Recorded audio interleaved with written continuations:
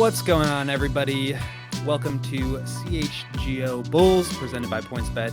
Use promo code CHGO when you sign up to get 2 risk-free bets up to $2,000. I am Will Gottlieb. You can follow me on Twitter at Won'tGottlieb, and I'm here today with my buddy Mark Karantzoulis. Follow him on Twitter at MKHoops. We're going to mix it up here a little bit and do one of our old retro now at this point, Bulls HQ edition podcasts. I'm trying to mix in some different content for you guys over the course of the off season. So Mark and I thought we would jump back in and do one of our old shows. So we've got some interesting stuff to talk about, but first, just welcome back, Mark. I haven't talked to you in a while. How you doing? Yeah, I know, man. It's been a while. How's Brazil treating you? I just realized we're both in the Southern Hemisphere at the moment. Is it? I'm Both in the pretty Southern sure. Hemisphere, and I think we are both in like non-United States biggest Bulls fandom areas. Like I think a lot of our Yeah. traffic comes from Brazil and from Australia. So shout out That- to all of our listeners from these places.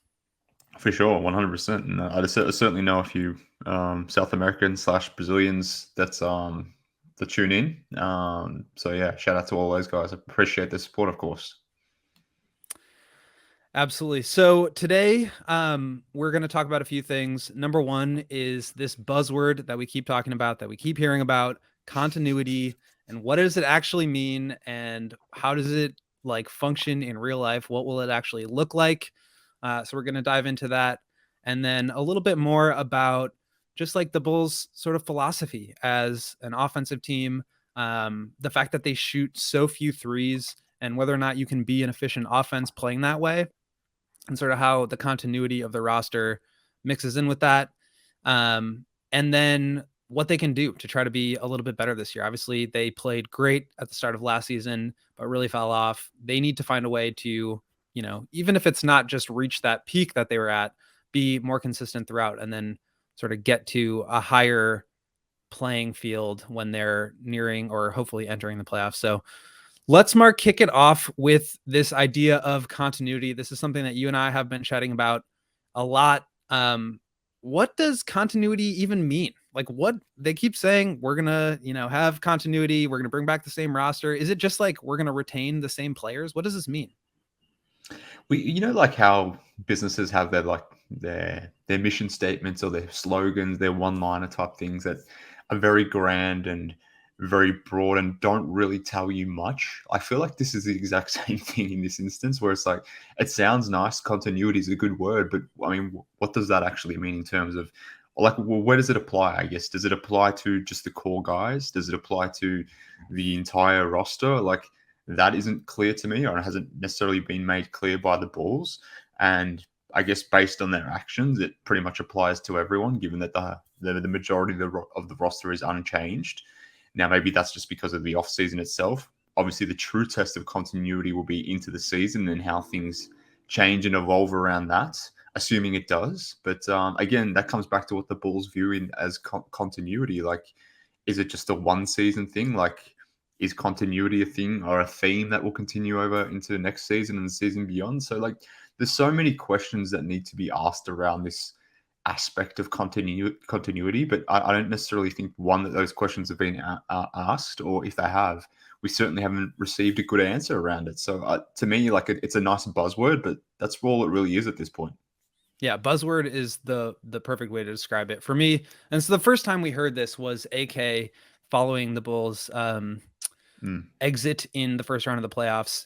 In sort of the postseason exit interviews, he brought up the idea of continuity and bringing back, I think, a similar roster. We've heard guys like Zach Lowe, who recently talked about the Bulls on his podcast with Chris Herring, talk about, maybe they owe it to themselves to run things back, considering how good they were when they were healthy.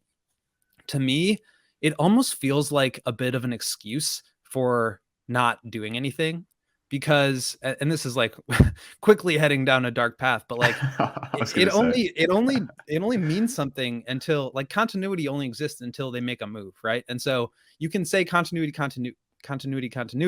If you then go out and trade Vooch, then it's not continuity anymore. And so for me, it's like, this is gonna be our baseline.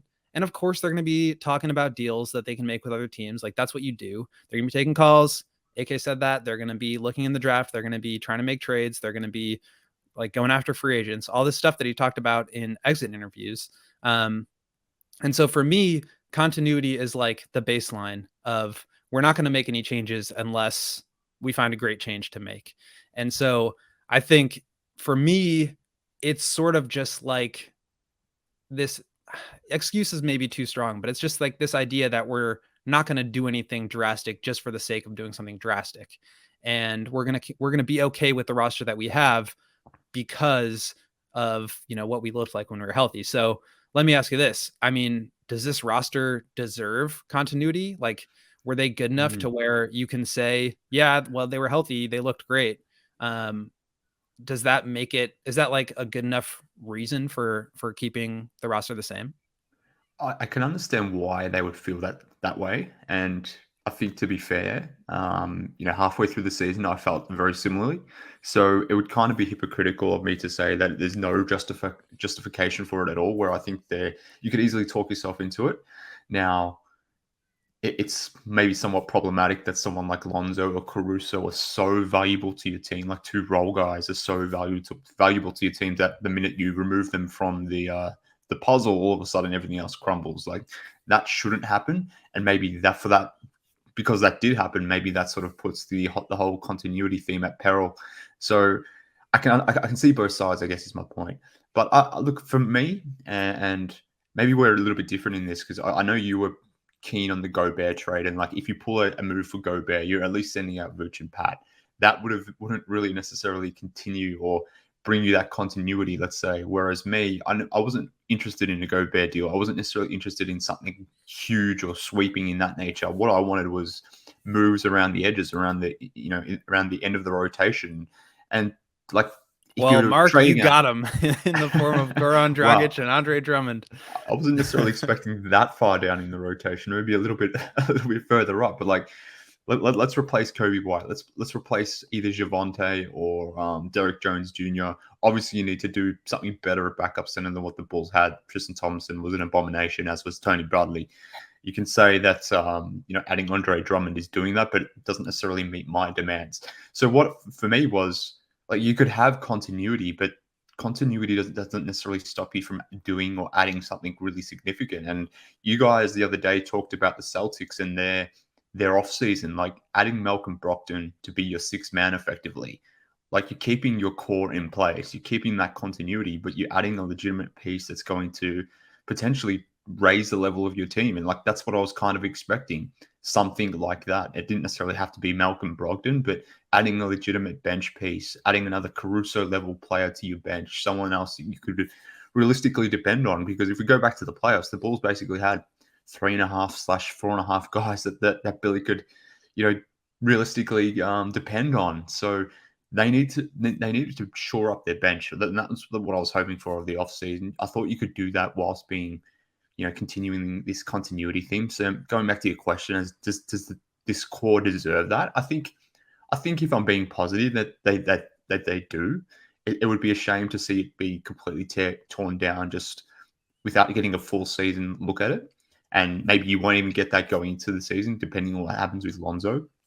But at the same time, the Bulls are at a bit of a crossroads here, and we'll talk about it a little bit later on. But that's why I'm interested or fascinated to see how long continuity lasts for, because they've got player decisions to make in season that are going to affect continuity, regardless of what they will or want to do, sort of thing, like with Vooch, with DeRozan, with other players. So it's going to be fascinating to see how keen or how willing they are to keep this whole thing going. Yeah, I was totally on board with the Rudy Gobert trade, because I very much buy into this idea that, unless you're drastically improving, you're falling behind, because you look at what the Celtics have done, you look at what the 76ers have done, what the Hawks have done, even like the Raptors to a certain extent. Like, I would have been thrilled with their offseason. To your point, like, they just added their like 6th and 7th guys. Like, the Bulls, this has been like something that Ricky and Jason talk about all the time, and Stefan, that like the Bulls top 4, top 5 is great, but their 6, 7, 8 positions sort of like down their roster is really weak, and you don't really know what you're getting out of them. And so for me, if you're going to try to be a legitimate team, like, you need to have depth, and you need to be able to withstand injuries. So continuity for the sake of like buying into this idea that Lonzo's going to be healthy for a full season, that, especially when you put that into perspective of what other teams have done, is where, it like actually confuses me, as opposed to with Gobert, just like would have been sort of like a pipe dream scenario of adding a third true superstar, caliber player to the mix. So I definitely, and then you look at what the Jazz were able to get back from him. The Bulls were never going to be in that mix. Yeah. So definitely sort of continuity at the top, but then adding to sort of the middle and back end of the roster, of the playable roster, I think is like a really important thing. But then, there are also ways to improve the team and the coaching staff without changing the roster. And I think that's another area where you just didn't see enough, in my opinion, in terms of this other thing that like all of Bulls Twitter is talking about all the time. There's no shooting coach. Like they have Javonte Green, Ayo Dosunmu, Derek Jones, like all these guys that are supposed to get minutes that are really inconsistent shooters. You draft Dalen Terry.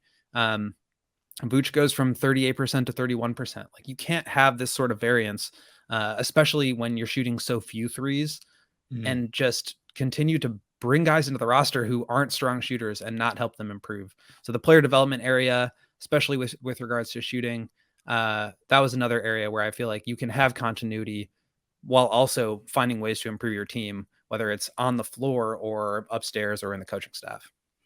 Yeah, and look, that may be the answer. And in 6 months' time, the whole theme of continuity may make complete sense because Pat has taken a real leap. Like Ayo has continued to improve. Maybe Kobe becomes a little bit more consistent. Perhaps the Bulls get something out of Dalen Terry in year one. Like at present day, based on what we know now, like we're questioning the validity of continuity, but maybe it will make complete sense in a number of months' time when we actually get to see what some of these younger guys look like. Have they taken that step? And if they have, then maybe you didn't necessarily need to go out there in free agency and add, a guy or two.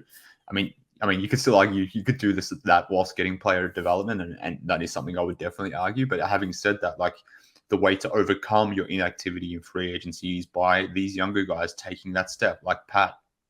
Obviously having him for hopefully a full season and him making a leap in year 3.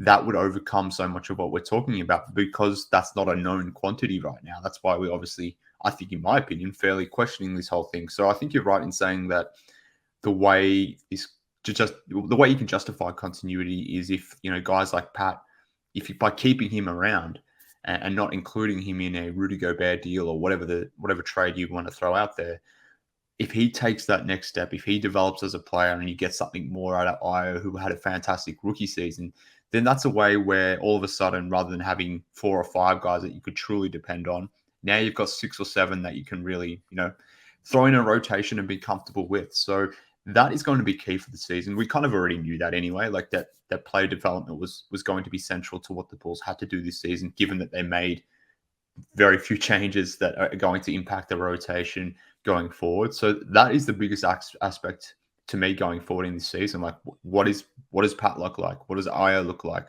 What is Vooch going to look like? And it's kind of odd to think of player development for a 32-year-old guy, but he's still developing or finding himself. I hope that's why the downside was related to him sort of trying to figure out his role as a third option. Now he's got very comfortable being that lead option in Orlando, came to the Bulls and was a pseudo first option, and then all of a sudden was down to number 3 this season. So there's still some development to be had in his game in terms of accepting a new and different role and learning how to play with that. So I guess if you want to look at this from a rose-colored glasses perspective, if you want to put those lenses on, then it has to all come through player development. So that's what we're hoping on right now. And especially with Pat, like you guys, you and Matt joke about this all the time in terms of like, well, he's not even 21 yet. And it's like, okay, fine. If the argument is he's not even 21 yet, so think about how good he can be, that's one thing. But then you also keep the roster the same and need from him a huge step forward. Yeah. How can you not invest in player development? Because now you're in no man's land where you're not developing him the way he needs to be developed. And granted, like they drafted him before they got DeMar and Vooch. Like they drafted him as a project, right? But now they need to accelerate that. He's in year 3. This is a huge year from him. And you need to have player development so that he can basically, he's like the linchpin of the season, right? Like they're going to be as good as, hopefully they were when Lonzo was healthy, and then plus whatever Pat gives you. And so if that is the goal, for Pat to give you more, for Pat to take you to that next level, then you do need to rely on him. And in order to rely on him, you need to develop him. And so that's another area where I think they're just, and maybe he does, just by virtue of the fact that he's going to be getting more consistent minutes and playing, actual minutes and not having to sit out the entire season with an injury. But then it's like the chicken parm thing. Like a year ago, we were talking, like 3 months ago, we were talking about how not ready Patrick was. So how can you then have these expectations and not, do everything that you can from a front office perspective, coaching staff perspective, skills and development, all this stuff to try to get him as ready as you can? And maybe they are, but it just seems like there's been basically this whole idea of continuity for me is, how good can we be? Can we be as good as we were when we were healthy? And how much better does Patrick, being a year older and a year more experienced, how much better does he make them? And so in order to accomplish those two things, you need to invest in health and you need to invest in player development. And even if you're not going to change the roster, I think that is an area where you can still make moves while having continuity. Yeah, for sure. But yeah, I guess I come back to a point I made earlier. Like, you could have both things at the same time. Like, at the moment, the way the Bulls are currently constructed, like Pat is the main power forward, let's say. Like, I guess Derek Jones Jr. is going to get some backup minutes there. Javonte will get some backup minutes there. Billy will play 3-4 guard lineups. So there'll be other guys running through that 4 position. DeMar DeRozan even may do that too. So that's the way the Bulls will be addressing power forward. But I mean, I guess my argument would be, like, you could have continuity whilst also doing more. And for example, this is purely speculative, and I'm assuming if the money was the same, he would still have gone to the Sixers because of the past connections, his past connections to Morey, past connections to Harden, etc., wanting to play with Joel Embiid. But so I'm not suggesting that Bulls could have got PJ Tucker, but you could have gone out and got someone like PJ Tucker, in theory, let's say, whilst keeping Pat. You keep that whole continuity thing together. You add another legitimate piece to your rotation. You minimize the amount of pressure or significance that Pat needs to have on his shoulders in year 3. And like, that would have been, to me, such a better offseason than what obviously they've put together. Now, like I said, maybe that's not possible. Maybe you can't get PJ Tucker for all the reasons why I mentioned before, but do something similar, I guess. If it's not PJ Tucker, I've banged on about Hartenstein before, so I won't go down that path. So I guess my point that, but even like Torrey Craig, who I think you and I talked about a lot at the trade deadline, or Nicholas Batum, like, obviously the Clippers are they're spending whatever it takes to keep their whole team together. Mm-hmm. But like, again, you can find, like, they had a roster full of 6'4", 6'5" guys and 7-foot guys. Mm-hmm. And they had an area of weakness. They needed shooting. They needed perimeter defense. And you can keep the core together while still adding somebody like a Torrey Craig. But they didn't. Yeah, exactly. And then this is where, like, coming back to another point I made, like, this is when it's going to be interesting to see how long they keep this whole continuous theme going for. Like, is it for the first 20 games of the season, first 30 games of the season? Do we continue with how things are beyond the trade deadline? I mean, I touched on it before, but like, Vooch is going to be an expiring deal. So if you want to continue continuity beyond this season, does that mean that Vooch is bound to get an extension from the Bulls? Like, again, because they haven't necessarily defined what continuity is or what it truly means, and they probably haven't for a number of reasons. So, like, you and I come back to them and use their words against them. But that needs to be defined for us to understand where this team is going. Because on one hand, you're arguing continuity, but like, how long does that truly apply for? Like, if let's just, for example's sake, the first 40 games of the season, the Bulls are 15-25. Does that mean AK and Mark Eversley are just going to continue to sit on their hands and say, no, this team deserves more time? Or is 40 games enough time for them to realize that maybe continuity isn't the answer, that maybe things need to happen at the trade deadline? That's kind of the stuff I'm thinking about now. But because I haven't answered that because they haven't defined that, like it leads to questions like, what does it mean for Vooch? What does it mean for DeRozan? What does it mean for Pat? All these sorts of things need to be answered. And I guess we won't have that answer now. We'll have to wait and see how it plays out. And to be fair, the answers to those questions are very results driven or variable in that nature. So it'll be interesting to see how the first 40 games of the season really play out. Like that's when we'll get the answers to these questions. Yeah, I mean, the Vooch thing is super interesting. Obviously, DeRozan will be around beyond this upcoming season for one more year. What happens if Lonzo's not ready to go for the start of the season? Exactly. Can we talk about continuity at that point? Yeah. I don't think it will be full on disaster mode. Like I think they'll be probably around or above 500 40 games into the season. And if that's the case, it's just going to be like treading water until hopefully everybody gets healthy, right? So we'll see. I think the Vooch extension is super interesting. I'm not really sure what to make of that, but assuming they have to make a decision before they find out what the team looks like, because otherwise he's going to become unrestricted.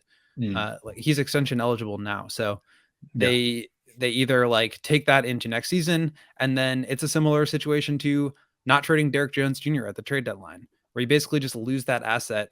You play with the cap hold, sure, but then you miss out on the opportunity to use him in a trade with that $12 million, $13 million salary that he had, and you bring him back for $3 million. He's a fine player. I'm not like upset that he's on the roster by any means. And you and I had both been calling for him to play backup 5.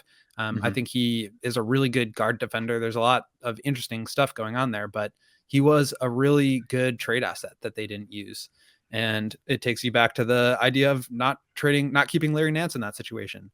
So they got the draft pick from Portland and Derek Jones, but if they continue to not use those lower level assets that they have to add to this core, it seems like to me, if the idea is continuity, that they're doing themselves a little bit of a disservice by not trying to add around the edges. And again, I've said this a million times before, this was a really light off season in terms of like players available that were going to be able to make an impact.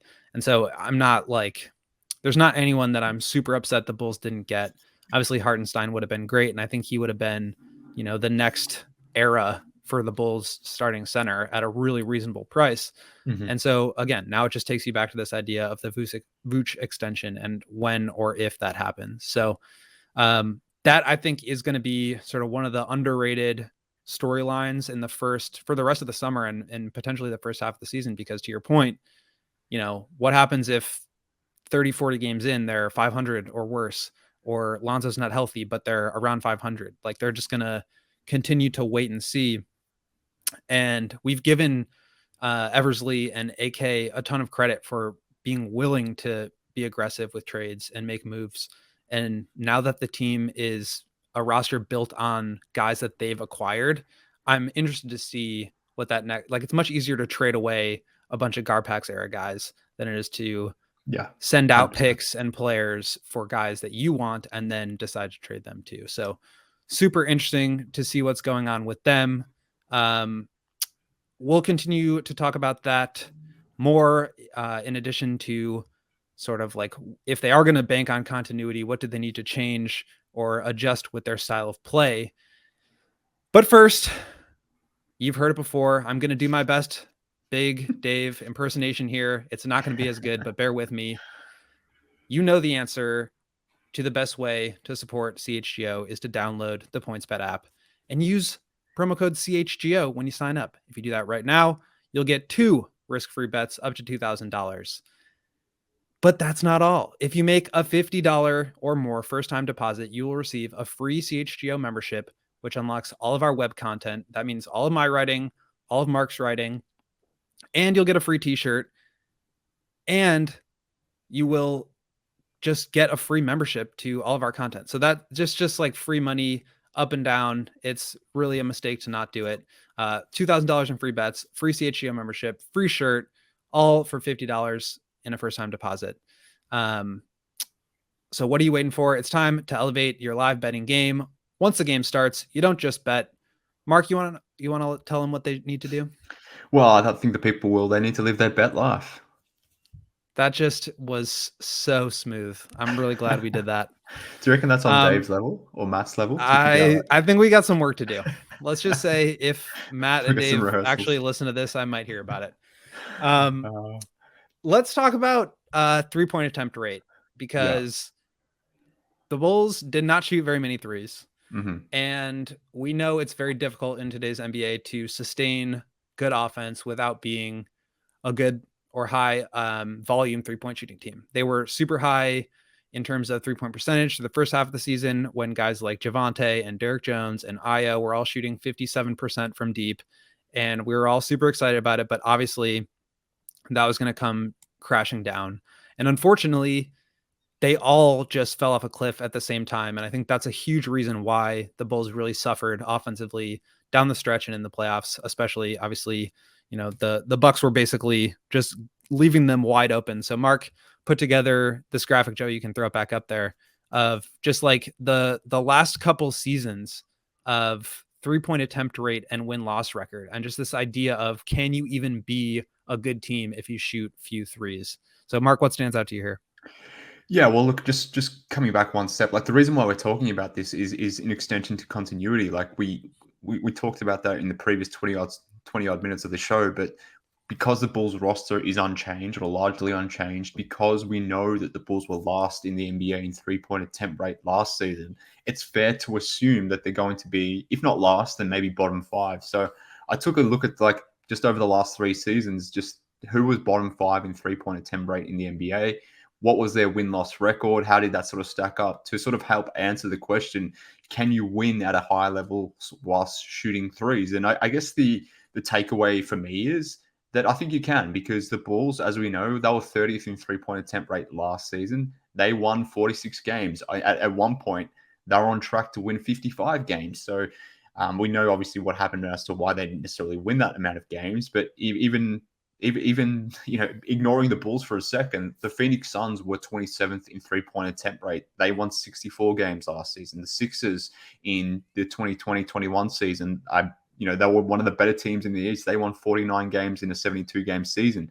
The Memphis Grizzlies this season had 56 wins and were the second best team in the Western Conference, maybe even the second best team in the NBA. Even going back to 2019-20, teams like Denver and Indiana won a lot of basketball games by being a low-volume 3-point shooting team. So I think, if someone like me who's made a lot about, or who's banged on a lot about 3-point attempt rate, like it's very important to me that the Bulls are at least better than 30th in terms of 3-point attempt rate for a lot of different reasons, but it doesn't preclude you from winning games. So that is very clear to me, and that is the expectation, or that should be the baseline of our thinking here, that just because you don't shoot a lot of threes doesn't mean you can't be a good team. What it does mean, though, is you need to excel in other areas. I mentioned the Suns before.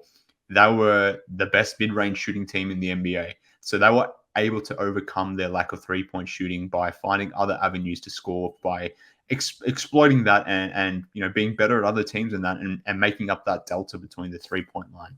Similarly with the Memphis Grizzlies this season, who won 56 games, like they were not a high volume 3-point shooting team, but what they did extremely well was get in transition. They overcome the deficit in that facet.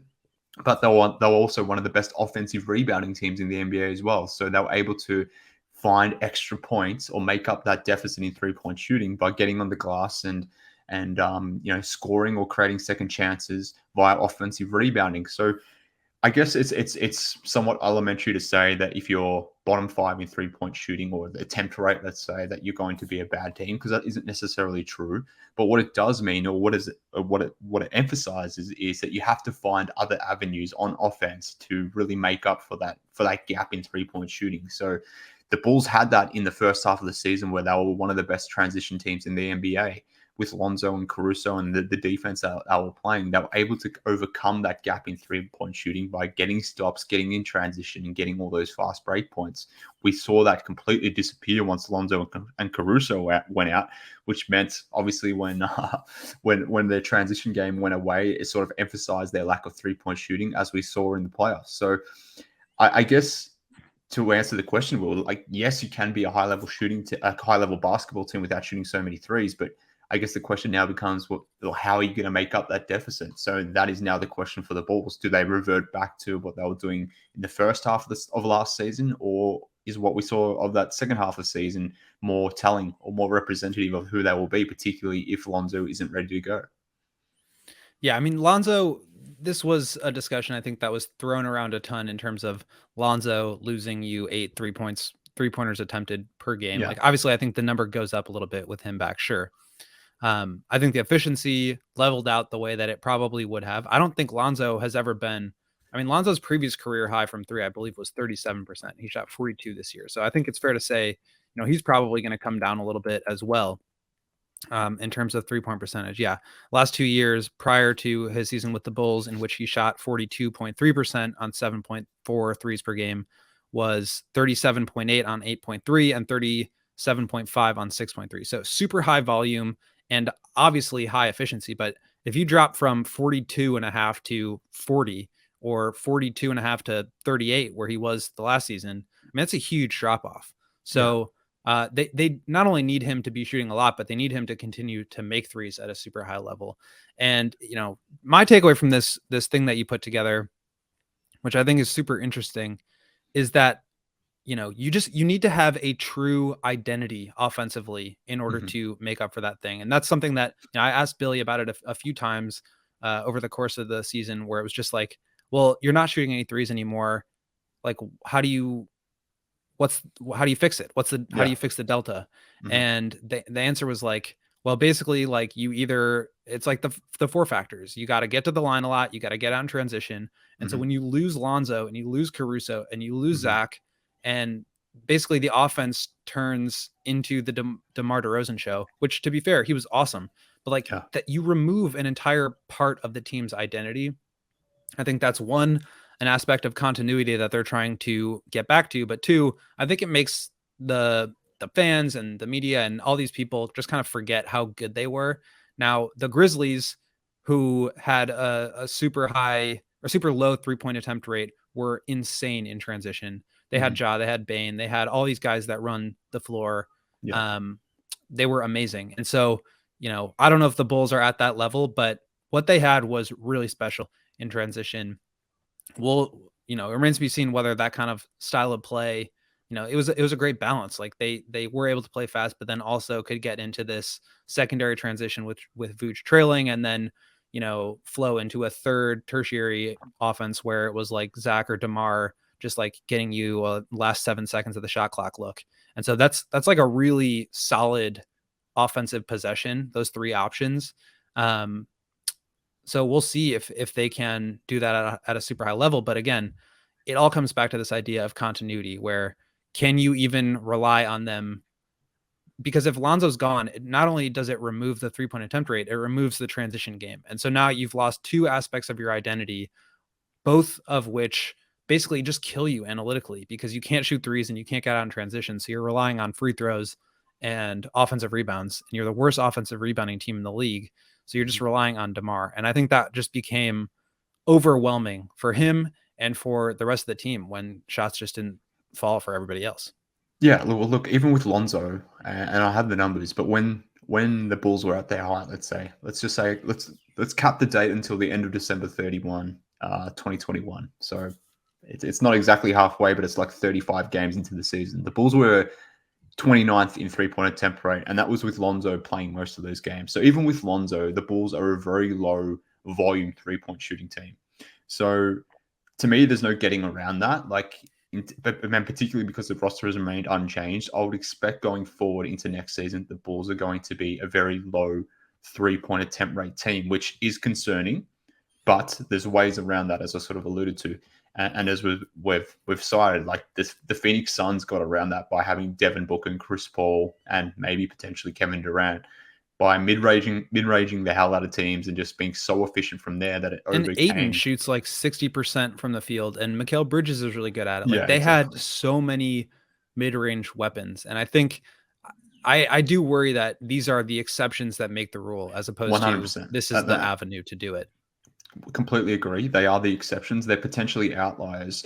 And whilst maybe the Suns aren't a great example right now, given how they exited the playoffs. Like relying on the mid-range jumper maybe is something that's maybe more reliable than being a high transition team or a team that forces turnovers, gets in the passing lane, and then starts that fast break. Like in the playoffs, like that may work in the regular season, but I do question the validity of that approach come playoff time when things start to slow down. It becomes more of a naturalized half-court basketball game. Like if that avenue of scoring goes down because that's just, playoff basketball, there's less possessions and those sorts of things, then does the 3-point variance come to play at that point? And the reason why like 3-point attempt rate, it concerns me is like the Bulls just don't have a top 5 or a top 10 player. And I know that's very rudimentary analysis, but in some ways that matters. They matter so much in basketball, and you can get around some of these deficiencies if you can kick the ball to a Giannis or a Kawhi, or insert whoever, Kevin Durant, whatever the player may be, a Luka, for example. You can get past some of these deficiencies. And I mentioned the Nuggets before, that they were one of the worst 3-point shooting teams, or in terms of volume, a couple of years back. Like they had Jokic, so they have other answers to get around this that are maybe more reliable than what the Bulls have. So why 3-point attempt rate matters to me is from a variance perspective, because you don't have that high level absolute gun of a player. You need something else to sort of overcome the talent mismatch that you may sort of come up against. So that's why I've been banging on about 3-point attempt rate. I still think the Bulls can be a good team without being a high volume 3-point shooting team. But another thing that I looked at, like ultimately we're all here to see the Bulls win a title. I don't think this group is necessarily going to do it. But I went back and looked at the last 10 NBA champions, and sort of compared their 3-point attempt rate versus where that's typically sits, but more importantly, what I started to think about, like it's less about your 3-point attempt rate and your efficiency from 3-point line, but more so your general offensive output. So I started looking at true shooting percentages amongst the top 10, not the top 10, the last 10 NBA champions, and the majority of NBA champions over the last 10 years have been top 5 in offensive rating, top 5 in true shooting percentage. So why that matters is 3-point shooting obviously goes a long way in helping you boost your true shooting percentage. There's obviously other ways around it. Like the Bulls were a very good true shooting percentage team in the first half of the season, as were the Phoenix Suns, because they were so good from the mid-range. But the Bulls, if we're removing the 3-point line because they're not necessarily going to take up a lot of threes, if we're potentially removing the transition aspect of their offense because Lonzo may be out, or maybe he's playing but he's not at the same level, and they don't necessarily have a facsimile to play that same way. If you start removing these sorts of avenues from the offense, it becomes very narrow, it becomes very ISO driven, and your realistic ability to be an efficient offense starts to dwindle. So again, I'm not expecting the Bulls to be NBA champions anytime soon. But I guess the consistent theme here is to be an NBA champion, you need to have a top 5 offense, or you need to be top 5 in true shooting percentage. And if you don't have a huge 3-point attempt rate, and you don't have, a guy that's an offense unto himself, like a Kevin Durant, or, whoever it may be, a Luka, then you're going to struggle to be an efficient offensive team. So that's why it all comes back to this whole 3-point attempt rate conversation, and even loops back into the continuity theme. And it's all connected, I guess, is my point. Yeah, I mean, you look at the last 10 or however many it is champions that you put up here with their 3-point attempt rate and true shooting percentage. And I mean, there's a couple of things that stand out. One is that most of them are, not necessarily super high 3-point attempt teams, but they're super high efficiency teams. Yeah. And what that tells me is that they've got a style of play that they are good at. And then you look at the teams, and it's the Warriors. They have the unsolvable problem that is the Steph Curry, Draymond Green pick and roll. 7 years later, you still can't figure out how to defend that. You have the Milwaukee Bucks. They have a Giannis. You have the Lakers. They had LeBron. The Raptors had a great style of play, but at the end of the game, you had Kawhi Leonard to go to. The Warriors, the Cavs. Like, you have something that you can always fall back on. And so again, it comes back to Lonzo. And this is something that Zach Lowe said in that podcast I referenced earlier, which was like, how many All-Star games has Lonzo been to? 0. Like, do we really think Lonzo Ball is like worth 15 or 10 wins for the Bulls. And like, I kind of do. It's crazy, but like he, as I said before, he is like the function of two major aspects of not only the Bulls' efficiency, but their identity. Three, even if you include defense. Like, he is the best at getting out in transition. He's the best go-ahead passer on the team. He is the highest volume, highest efficiency three-point shooter on the team. And to your point, like, you can't lose out on both of those things and still have that same identity. And all of this is not to mention like just this very basic aspect of it, which is spacing. Like, if you've got Io and Javante out here bombing 52 threes a game against the Bucks in the playoffs, and they're giving them wide open threes so that they can triple team DeMar at the elbow. Yeah, of course, the Bulls offense is going to suffer because DeMar's got Wesley Matthews, Drew Holiday, and Giannis draped all over him, and nobody can hit a shot. So it's not even just about shooting a lot of threes. Like, I think that's an area where people will get annoyed if you just say, well, shoot more threes. I think there's more to it than that. But I do think at the end of the day, the Bulls can't be last.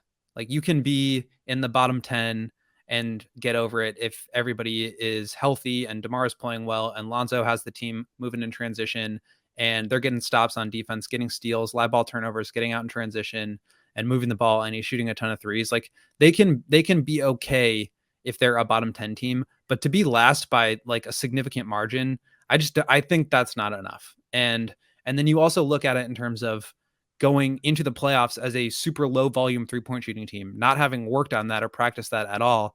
And now having Vooch jack up 11, 12, 13 threes in a game because that's what the Bucks are just affording him. So I think they need to have a default offense that they can really make their identity.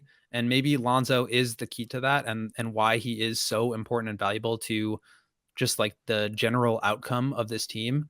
And then DeMar is that guy that you go to in the late clock situations, who is obviously way better than anybody suspected he would be. But like, he was legitimately good enough and shot a high enough percentage and won games on his own in clutch situations where he could be that guy that is just a go-to bucket in late game scenarios where you need something because the transition game or 3-point game isn't working. Yeah, but like I said this before, that you need like maybe a top 5, 10 or top 5 or top 10 guy. And maybe that's not necessarily completely true. Like it is to a large extent. And generally it's true. Like the Lakers were 23rd in 2020 in 3-point attempt rate, but they were 9th in true shooting percentage just because they could rely heavily on a LeBron AD pick and roll. And obviously there's no stopping that. And in some ways, if we think about the playoffs, DeMar was obviously very limited based on what the Bucks were doing from a defensive standpoint, but he was very limited because they just completely ignored the Bulls shooters. So if we think about what we talked about before and the fact that the roster has remained unchanged, like even if you are a low 3-point attempt rate, if you had someone else in the corner beyond Derrick Jones Jr. or Javonte Green or whoever that may be, actually being there to finish these possessions, then it changes the way teams defend DeRozan. It changes the way the teams defend the Bulls more generally. And, you can still be a low 3-point attempt team, but if you're at a high efficiency 3-point attempt team, then you can overcome that. And like even the Spurs in years past, they haven't been a high 3-point attempt rate team, but they've found other avenues to score. Or when they have shot their threes, they've had legitimate, 40% shooters across the court that can make those jumpers. The Bulls don't have that in that sense. So, yeah, they need to find other ways to score. We saw them do that last season. They need to return back to that coming forward. But obviously the question is, will they be able to? And you mentioned Lonzo, and we can talk about this a little bit more in the next segment. But this idea that a role guy is so fundamental to how you approach the game on both sides of the court, like that's something that needs to change, and we need to expand on that a little bit more, and maybe we will. But Lonzo just can't be this important to a basketball team. Like Lonzo's obviously a very good player, someone that I love watching, but for your fourth best player to be this important to your function and your success as a team, like that's ultimately very concerning. Is he the fourth best player? I'm not so sure. Well, I'm still pegging in Vooch. The Vooch apologist is still standing Vooch here, so I'll put him at fourth. Not Vooch. I'll put Lonzo at fourth.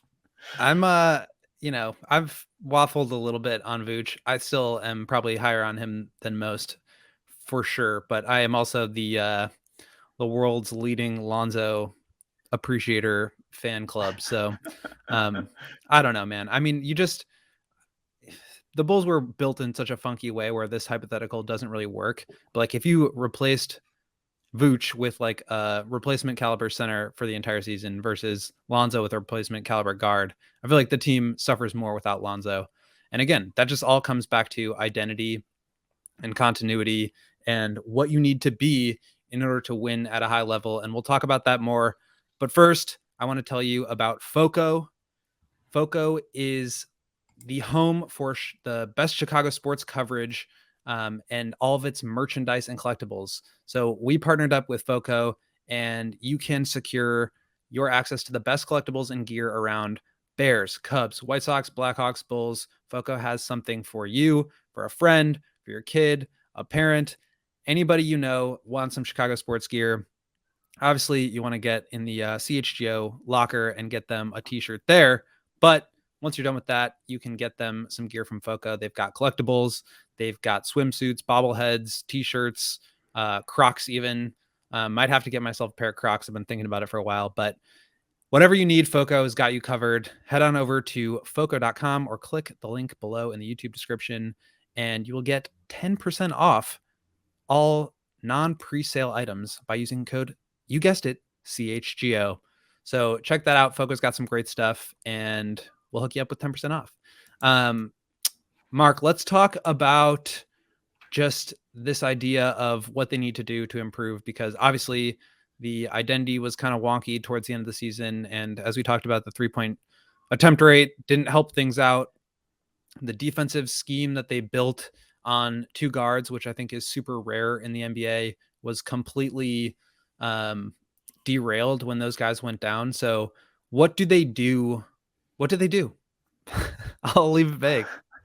Well, this is the question now. Like I was going to say we know what they are, but I guess you could maybe say we don't necessarily, because we only saw what they were fully healthy for, half of the season. But I don't think we can just automatically, throw away the last 40 odd games and say that that's not relevant, because it is. Like how the team responded once they lost Caruso and Lonzo and even Zach, like that's still telling in some nature. Now, obviously we hope that they don't go through that again, and maybe that in itself will help correct things. But given so much of this team from a roster perspective is unchanged, and what we just discussed, just before that, we expect their 3-point volume to remain quite low.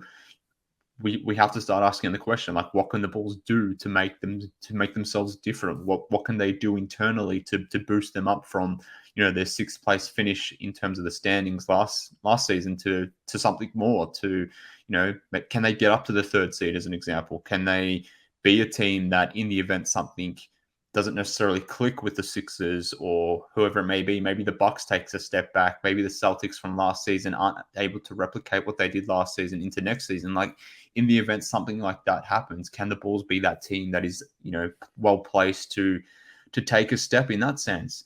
And for that to happen, something needs to internally change. So I guess, how does that happen? Like, in some ways, I think they need to almost foolproof themselves from any, in terms of their style of play, from the event of Lonzo or Caruso missing basketball games. So, like, I don't think there's ability for the team to increase their 3-point attempt rate.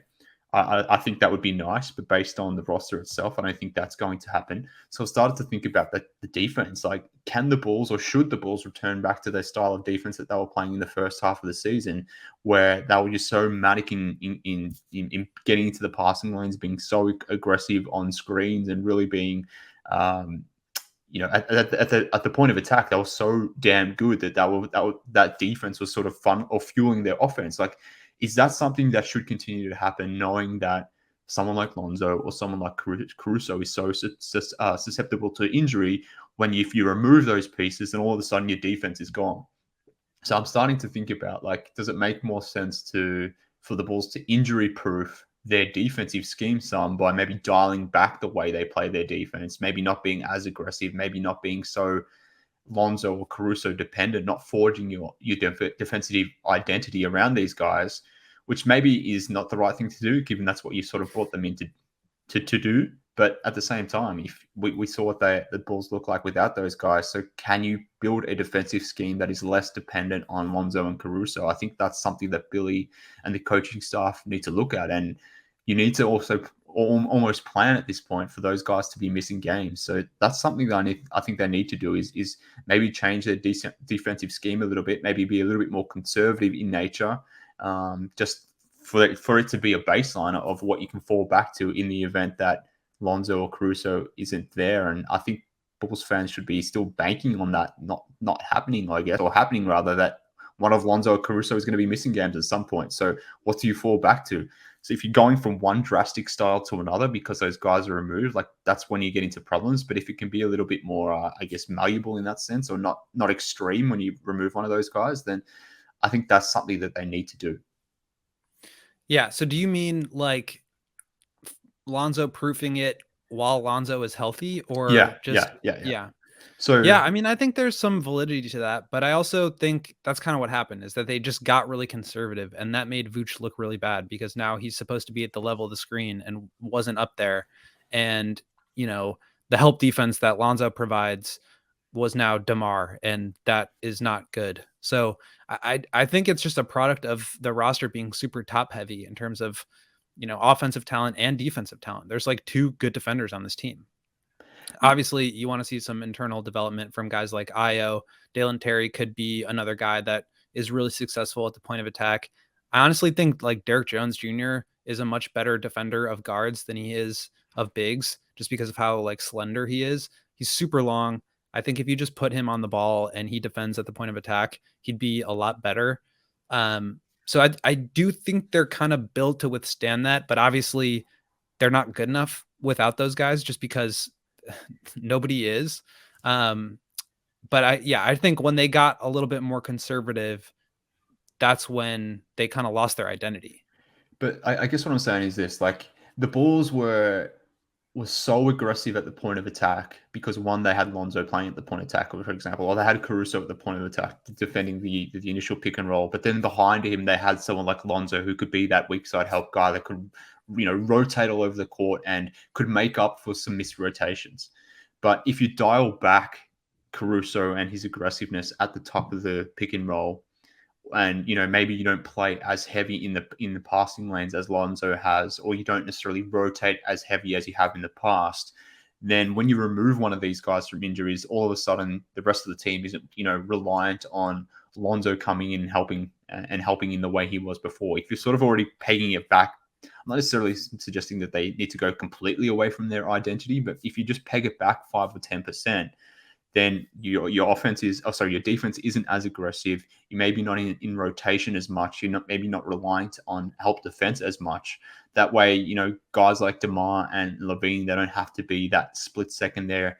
They don't have to be that split second ahead of the play, like they would in an event where Lonzo isn't there, because, you know, if he's not there, then you don't have that play to make it up, I guess. So if you can just dial it back a degree or two, then I just wonder if there's something to be had there, whereby if there's just more familiarity with Lonzo maybe not being that same attacking type of defender that he was in the past. And maybe they need to do that regardless if Lonzo's there. Like if he's still nursing a knee injury, if he's only playing in back-to-backs, or he's only playing for 25 minutes a game, like maybe that's something you have to do regardless of if he's playing or not. So I just wonder if they could maybe cool it a bit on the previous defensive scheme, maybe make it a little bit more conservative of nature, and it just becomes more of a flat baseline, and the team expects to not have necessarily that same level of help and rotational defense that they had in the past, that they're not necessarily getting into the passing lanes at the same volume, that it just becomes almost second nature, irrespective of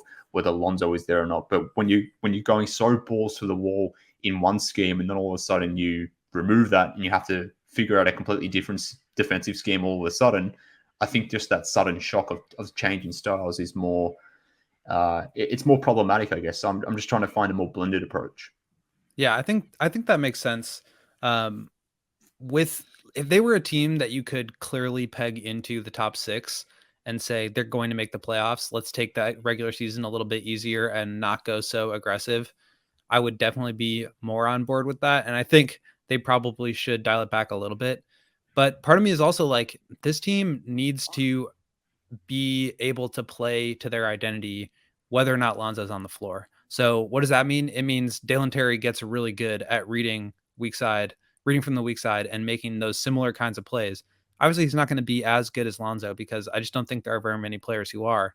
But I think they can't go to this conservative approach because I just don't think they're good enough. Like they were like 23rd defense if you remove the first half, when they were actually, top 10. I'm sure that number is way lower. I don't know it off the top of my head here, but and then you also sort of like factor in the lack of 3-point shooting and the ability for the offense to sort of fall off a cliff at any point given the shooters around. Like, I just think they need to be better at the things they need to be good at. So for me, it's more about like improving and playing to an identity. And I think that's even more true on offense. Like, without Lonzo, they just devolved. And again, super weird that like a non-all-star player would derail the season.